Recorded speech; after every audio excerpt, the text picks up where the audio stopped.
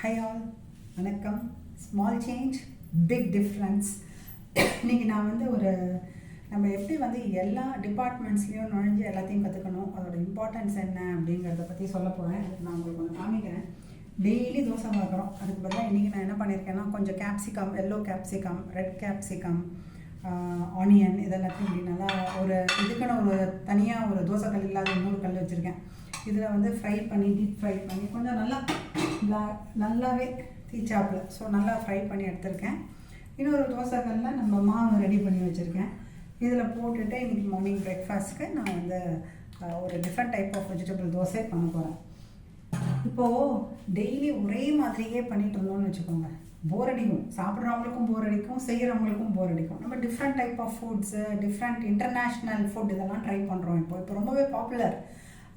இப்போ நேற்றுக்கு நெய்பர் சொன்னாங்க, அவங்க ஒரு கொரியன் ரெஸ்டாரண்ட் போய் சாப்பிட்டு வாங்குவோம். அந்த மாதிரி டிஃப்ரெண்ட்டாக ட்ரை பண்ணுறோம், ரைட்? அதுலேயே போய் என்னெல்லாம் இருக்குன்னு உள்ள நுழைஞ்சு பார்த்து ஒரு வாட்டி ஒன்று ட்ரை பண்ணுவாங்களாம். So Chinese, Mexican, American, mid east எல்லாமே ட்ரை பண்ணுறோம் நம்ம. ஓகே, இந்தியாலையும் இந்தியாவில் நிறையா இருக்குங்க. நார்த்து, சவுத்து, ஈஸ்ட்டு, வெஸ்ட்டு, ஒரு ஸ்டேட்டுக்கு உண்டான ஒரு டிஃப்ரெண்ட் ஸ்வீட்டு எல்லாமே இருக்குது. ஸோ நம்ம எல்லாமே ட்ரை பண்ணுறோம்.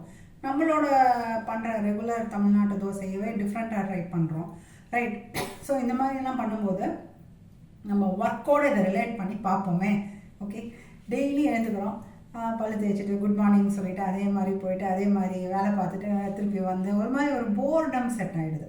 இதனால தான் ஜாப் ரொட்டேஷன், ஜாப் என்ரிச்மெண்ட், இந்த 2 மேனேஜ்மெண்ட் கான்செப்ட் இம்பார்ட்டன்ட். அதாவது புதுமையாக ஏதாவது டிஃப்ரெண்ட்டாக செய்யும்போது நமக்கு ஒரு ஊக்கம் வரும், புதுசாக அவனை கற்றுக்கும் போது ஒரு சந்தோஷம் வரும். ஸோ அப்போ நம்ம இன்னும் மேலே நிறையா பெர்ஃபார்ம் பண்ணுவோம். It's a source of motivation. So அதனால் பார்த்தீங்கன்னா, ஒரு நிறுவனம் எடுத்துக்கிட்டிங்கன்னா, அதில் ஒரு டீமில் ஒரு டிபார்ட்மெண்ட்டில் எல்லோரும் வேலை பார்த்துட்டே இருப்பாங்க. அதுக்கப்புறமா திருப்பி அவங்களுக்கு ஒரு சான்ஸ் கொடுப்பாங்க, வேறு ஏதாவது ஒரு டிபார்ட்மெண்ட்டில் போய் புதுசாக எதையாவது கற்றுக்கிட்டு புதுசாக ஒரு சேஞ்ச் ஆஃப் ரோல் வேணும்னா ட்ரை பண்ணி பாருங்கன்னு. ஸோ அது ரொம்ப முக்கியம்னு நான் நினைக்கிறேன். இதனால் சில என்ன பெனிஃபிட்ஸ்னால், ஒரு ப்ராஜெக்ட் இருக்கு, அதில் நமக்கு நேரம் கம்மியாக இருக்குன்னா யார் ஸ்பெஷலிஸ்ட்னு பார்த்து ஒர்க்கை ஒரு லீடர் டிஸ்ட்ரிபியூட் பண்ணுவார். ஏன்னா அது பார்த்திங்கன்னா வேகமாக முடிச்சிடலாம், அவங்களுக்கு அந்த செய்யும் திறன் இருக்கு, ஸோ வேகமாக முடிச்சிடலான்ட்டு. இதே நீங்கள் பார்த்தீங்கன்னா நேரம் நிறையா இருந்ததுன்னா அந்த லீடர் எல்லாமே ட்ரை பண்ணுறதுக்கு அந்த பர்சனுக்கு சான்ஸ் கொடுக்கலாம், ரைட்? அப்போ என்ன ஆகும், புதுசாக கற்றுக்குவாங்க, அந்த ப்ராஜெக்ட்க்கு ரிலேட்டட் திங்ஸை புதுசாக கற்றுக்குவாங்க. சரி, ஒரு ப்ரொக்யூர்மெண்ட் பர்சனை இல்லை நீங்கள் கொஞ்சம் ஸ்ட்ராட்டஜிக் பிளானிங்குள்ளேயும் வாங்க, ட்ரை பண்ணி பாருங்கள். அப்போது ஒருத்தர் விட்டுட்டு போகும்போதோ, இல்லை ஒருத்தர் சிக் லீவ் எடுக்கும்போதோ, இல்லை ஒரு ஜாலியாக சுற்றுலா போயிட்டாங்க, இப்போ மே மாதம்ல அதெல்லாம் போயிருந்தாங்கன்னா உங்களுக்கு அடி வாங்காமல் ப்ராஜெக்ட் மூவ் ஆகிட்டுருக்கும். ஏன்னா எல்லாருக்குமே எல்லா விஷயமும் ஓரளவுக்கு நல்லா தெரிஞ்சிருக்கும். ஸோ கம்மி நேரம் வேணுங்கும் போது கடைன்னு பழைய இட்லி தோசையை வார்த்து முடிச்சிடலாம். கொஞ்சம் நேரம் இருக்குன்னா ஒரு புதுசாக ஒரு ஐட்டம் ட்ரை பண்ணுறோம்ல கிச்சனில். ஸோ வீட்லேயும் சரி, கார்ப்பரேட்லேயும் சரி, நமக்கு அந்த என்ரிச்மெண்ட் தேவை.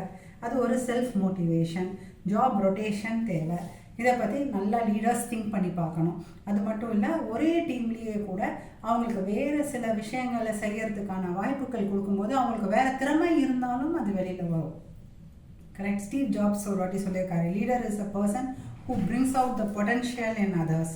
ஸோ இதை ட்ரை பண்ணி பாருங்கள். Small change big difference. Thank you.